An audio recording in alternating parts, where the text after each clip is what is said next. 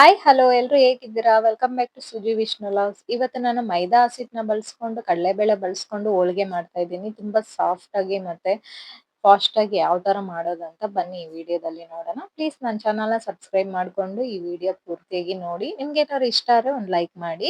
First ನಾನು 1/2 KG ಮೈದಾ ಹಸಿಟ್ಟನ್ನ ತಗೊಂಡು ಸ್ವಲ್ಪ ಉಪ್ಪು, ಅರಿಶಿನ ಪುಡಿ ಹಾಕಿ ಚೆನ್ನಾಗಿ ನಾದ್ಕೊಂತಾ ಇದ್ದೀನಿ.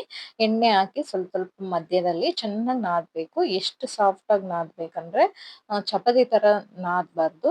ಸಾಫ್ಟ್ ಆಗಿರ್ಬೇಕಿದು. ಅಲ್ಲಿವರೆಗೂ ನಾದ್ಕೊಂಡು ಒಂದ್ 2 ಟೇಬಲ್ ಸ್ಪೂನ್ ಎಣ್ಣೆ ಹಾಕಿ ಒಂದ್ 2 ಅವರ್ ಪಕ್ಕಕ್ಕೆ ಇಟ್ಬಿಡ್ಬೇಕು. ಅಷ್ಟರೊಳಗಡೆ ಹೂರ್ಣ ರೆಡಿ ಮಾಡ್ಕೊಬೇಕು. ಅದಕ್ಕೆ ನಾನು 1 ಕಪ್ ಆಗೋಷ್ಟು ಕಡಲೆಬೇಳೆ ತಗೊಂಡಿದ್ದೀನಿ. ಅಂದ್ರೆ 1/2 ಕೆಜಿ ಇರುತ್ತೆ. 1/2 ಕೆಜಿ ಆಗೋಷ್ಟು ಕಡಲೆಬೇಳೆ ತಗೊಂಡು ಅದನ್ನ ಚೆನ್ನಾಗಿ ಬೇಯಿಸ್ಕೊಬೇಕು. ಈ ತರ ಬೇಳೆನ ಮುಟ್ಟಿದ್ರೆ ಹಂಗೆ ಬೆಂದಿರ್ಬೇಕು. ಅಲ್ಲಿವರೆಗೂ ಬೇಯಿಸ್ಕೊಂಡು ಆ ನೀರ್ನ ಸಪ್ರೇಟ್ ಆಗಿ ಇಟ್ಕೊಂಡು ಅದರಲ್ಲಿ ಹೋಳಿಗೆ ಸಾರು ಕೂಡ ಮಾಡ್ಕೊಬಹುದು. ನೆಕ್ಸ್ಟ್ ವಿಡಿಯೋದಲ್ಲಿ ನಾನು ಅದನ್ನ ಅಪ್ಲೋಡ್ ಮಾಡ್ತೀನಿ. ಈ ತರ ಬೇಳೆನ ಬೇಯಿಸ್ಕೊಂಡು ಸಪ್ರೇಟ್ ಆಗಿ ಎತ್ತಿಟ್ಕೊಬೇಕು. ಮತ್ತೆ ಬಾಣ್ಲಿಗೆ 1 ಕಪ್ಪು ಬೆಲ್ಲ ತಗೊಂಡಿದ್ದೀನಿ. ಯಾವ ಕಪ್ಪಲ್ಲಿ ಬೆಲ್ಲ ತಗೊಂಡಿರ್ತೀರೋ ಅದೇ ಕಪ್ಪಲ್ಲಿ 1 ಕಪ್ ಬೆಲ್ಲ ತಗೊಂಡು ಬೆಲ್ಲಗೆ ಸ್ವಲ್ಪ ನೀರ್ ಸೇರಿಸ್ಕೊಂಡು ಕರಗಿಸ್ಕೋಬೇಕು. ಯಾಕಂದ್ರೆ ಅದರಲ್ಲಿ ಕಲ್ಲು ಮಣ್ಣು ಎಲ್ಲ ಚಿಕ್ಕ ಚಿಕ್ಕದಾಗಿರುತ್ತೆ. ಅದನ್ನ ಹಾಗೆ ಹಾಕೋಬಾರ್ದು. ಅದನ್ನ ಸೋದಿಸ್ಕೊಂಡು ಇವಾಗ ಒಂದ್ ಬಾಣ್ಲಿಗೆ ಫಸ್ಟ್ ಬೇಳೆ ಹಾಕಿ ಆಮೇಲೆ ಬೆಲ್ಲನ ಸೋದಿಸಿರ್ತೀರಲ್ವಾ ಅದನ್ನು ಸೇರಿಸಿ ಒಂದ್ 4-5 ಏಲಕ್ಕಿ ಕೂಡ ಹಾಕಿ ಆಮೇಲೆ 1 ಕಪ್ಪು ತೆಂಗಿನಕಾಯಿ ತುರಿ ತಗೊಂಡಿದ್ದೀನಿ. ಅದನ್ನ ಸೇರಿಸಿ ಇನ್ನೇನ್ ಇಳಿಸ್ತೀರಿ ಅನ್ನೋವಾಗ ತೆಂಗಿನಕಾಯಿ ಸೇರಿಸ್ಬೇಕು. ಫಸ್ಟೇ ಸೇರಿಸಬಾರ್ದು.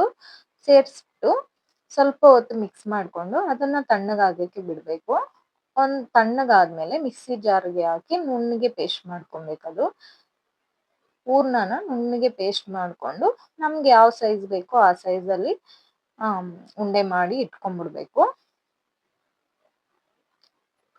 ಈ ತರ ನುಣ್ಣಗೆ ಪೇಸ್ಟ್ ಮಾಡ್ಕೊಂಡು ಆಮೇಲೆ ನಿಮ್ಗೆ ಯಾವ್ದ್ರಲ್ಲಿ ಬಟರ್ ಶೀಟು, ಎಣ್ಣೆ ಕವರು ತುಂಬಾ ಐಡಿಯಾಗಳಿದಾವೆ ಇದು ತಟ್ಟೋದಕ್ಕೆ. ಬಾಳೆ ಎಲೆ ನಾನು ಎಣ್ಣೆ ಕವರ್ ಬರುತ್ತಲ್ವಾ ಅದನ್ನೇ ಕಟ್ ಮಾಡ್ಬಿಟ್ಟು ಅದ್ರ ಮೇಲೆ ತಟ್ತಾ ಇದ್ದೀನಿ.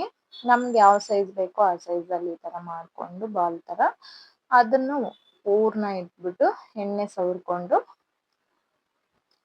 ಹೂರ್ಣ ರೆಡಿ ಮಾಡಿ ತಟ್ಕೊಂಡು ಬೇಯಿಸ್ಕೊಂಡ್ರೆ ಆಯ್ತು ಒಬ್ಬಟ್ಟು. ತುಂಬಾನೇ ಸಾಫ್ಟ್ ಆಗಿ ಬರುತ್ತೆ ಒಬ್ಬಟ್ಟು. ನೀವು ಟ್ರೈ ಮಾಡಿ ನನಗೆ ಕಮೆಂಟ್ ಅಲ್ಲಿ ತಿಳಿಸಿ. ಪ್ಲೀಸ್ ನನ್ನ ಚಾನಲ್‌ನ ಸಬ್ಸ್ಕ್ರೈಬ್ ಮಾಡ್ಕೊಂಡು ಈ ವಿಡಿಯೋ ಪೂರ್ತಿಯಾಗಿ ನೋಡಿ.